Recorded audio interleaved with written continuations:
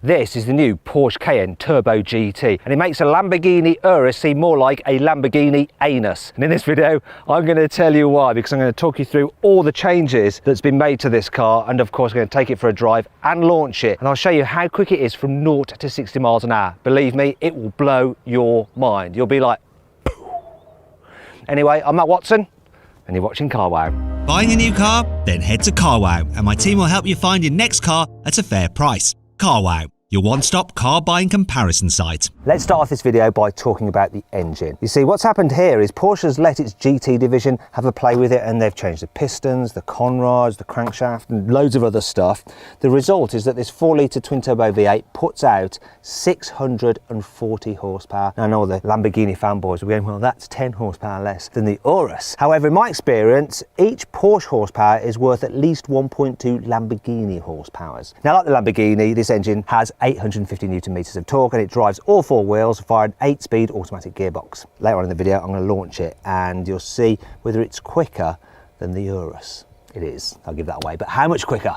The Turbo GT is the most expensive Cayenne you can buy. It starts from £144,000. This one, with options, £160,000. Now, if you want a performance SUV for a lot less cash, click on the pop-out banner up there, or follow the link in the description, because I found one on Car Wow with a great saving. As well as an extra 100 horsepower, what do you get for your extra £40,000 over a normal Cayenne Turbo? Well, carbon ceramic brakes as standard for one. You get 440mm discs up front and 410mm discs at the back. And look at these calipers, they're massive. There's 10 pistons in there. Should we check out how good they are? Okay, I'm going to do a brake test from 60 miles an hour. Let's see what we can do. Here we go. What distance did it stop in? Oh, that's good. 32 meters. For a big heavy car like that is super impressive.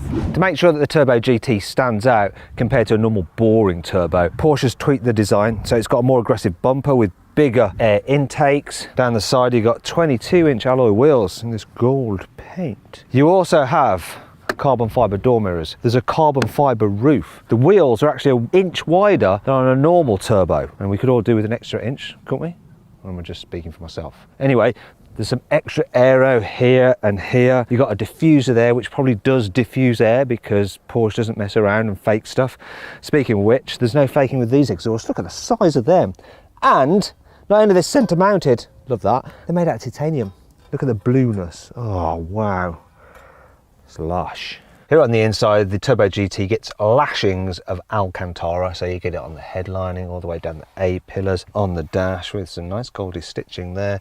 You also get it here on the armrest, it's on the grab handles, once again with the stitching, on the top of the centre console there, and the seats, on the grab handles, on the gear selector, and of course, on the steering wheel. And we all know that an Alcantara steering wheel instantly makes a car feel more sporty to drive, especially if you've got a yellow dead ahead stripe on the top of it. And then there's various Cayenne GT badging. You've got it here, you've got it on the dials, you've got it on the carbon fibre kick plates, you've also got it here on the headrests of the sport seats, and oh look, we've got it embossed here on the centre console, though if you want this, that's an extra £200. There's also some carbon fibre here, and lo and behold, they've made the sports response button for this drive mode selector switch red. Okay, also one last thing, look, yeah, gold seat belts. Well, I think it's more beige in it, but yeah. As well as all the styling changes, Porsche's got its GT division to fettle this car chassis. They've lowered the air suspension by 17mm, made it 15% stiffer. They've recalibrated the active dampers. They've changed the bushings in the front axle. They've made the rear wheel steering more aggressive to promote oversteer, and they've altered the active anti-roll bars to keep the car more upright in the bends. Okay, let's drive this Cayenne GT. So I'm just going to turn this knob here and put it into Sports Plus mode, which is maximum attack. I'm going to floor the throttle. Hell, what the have they done to this car? That is nuts. Oh, the way this engine pulls, that is just utterly insane. And the noise. Oh, it sounds so angry. What is this thing? It's an animal. Oh, I need to calm down a second, need to calm down. In fact, sod calming down. Let's put it into manual mode. Some twisty road ahead, let's do it. Whoa. Thankfully, it handles well. Good job considering the speed this thing gets up. Oh my gosh, the way this thing goes into corners is nuts, and the way it comes out of them is even crazier. You can tell Porsche's GT department have had their fingers in this pie, because what a machine. Right, I'm calling it now. Don't need to drive it anymore. I'm calling it. This is the best handling, most sporty SUV ever. Really is. I'm gonna go do that again. That is fun.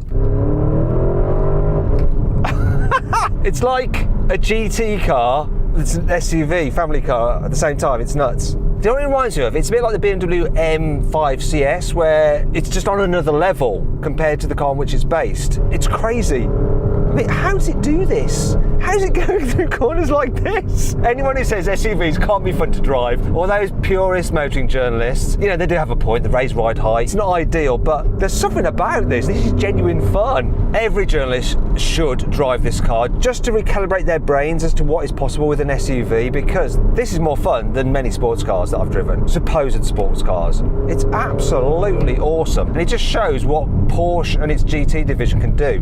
Right, I've come to a red light, which is actually a good moment, so I can just calm down and let's see what it's like at just general driving. I'm putting it into normal. Okay, so there is still a bit of a hardish edge to the suspension, but it's not terrible. It's hard, but not harsh. It's different. It's all right, actually, for just cruising around. You can tell that it's been turned up to the max, but it's livable. And in terms of the feel that you get from it and the performance it delivers and the handling, it's a small price to pay, a slightly busier ride over bumps. Wow, this thing is just crazy. I'll tell you something else that's crazy. See, while Porsche has fitted these lovely seats here in the back, once again with the Turbo GT logo and the Alcantara on them and the Goldie stitching, for some reason they've put this tray where the middle seat is. And that brings me on to 5 annoying things about the Porsche Cayenne Turbo GT. This exhaust system has no centre silencer, so it sounds more fruity than the normal Cayenne Turbo's exhaust. However, you can't enjoy it when the car's stationary because there's a soft limiter. Go on, rev the car up. No, a lot of you in the comments are probably going, what you need to do, mate, is put the car into neutral and the ESP off and then rev it, and then it'll rev all the way. Let's try it again with those settings. Rev it up.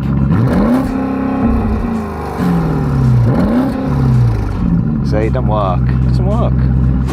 These gold wheels a little bit too showy for you. Well, you can have them in some other colours. Unfortunately, Porsche will charge you for that. 400 quid.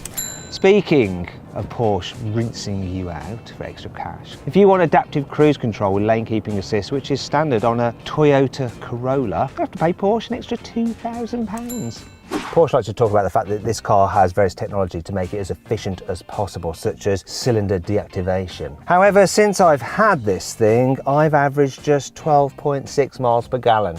Now, it's not just because I'm a bad driver. If I go to the long-term trip computer, I see over the past 3,660 miles, it's done 14.6 miles per gallon. It's a bit of a weird situation where the most expensive Cayenne is not the most powerful. A Turbo SE Hybrid has 680 horsepower, so 40 more horsepower than this. And of course, it's a lot more efficient as well.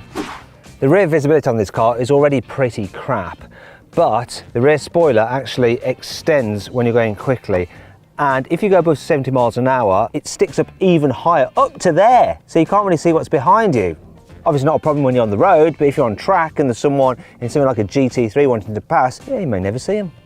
Thankfully, this car has plenty of cool features to help make up for all this. Here's 5. The extra aero on the Turbo GT increases downforce by 40 kilograms. Any car that Porsche's GT division is involved in has to be capable of being thrashed on track continuously.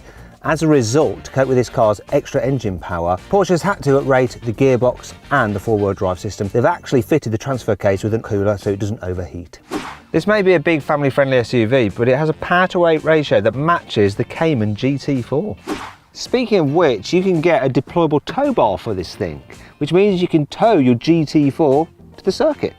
With a time of 7 minutes 38, this Turbo GT is 9 seconds a lap quicker than a Lamborghini Anus round the Nuerburgring. Oh, that hurt my Urus.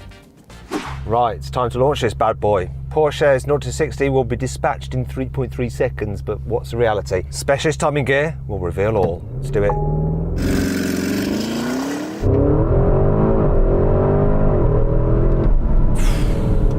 Classic Porsche, they lied. 3.1 seconds to 60. Now the interesting thing, I launched a Lamborghini Urus, it's supposed to do 0 to 60 in 3.6 seconds, and I couldn't quite get it that low. With this, Porsche being Porsche, they always over deliver in reality compared to their claim numbers. And that's why for me, Porsche is better than Lamborghini. Do you agree? Let me know in the comments below. By the way, if you want to check out my Lamborghini Urus video review, click on the pop-out banner up there to go watch it. And I take the piss out of its owner.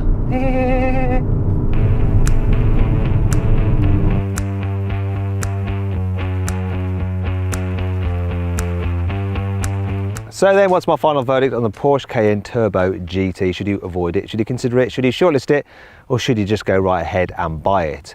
Well, if you want the sportiest SUV you can buy, you should just go right ahead and buy the Turbo GT.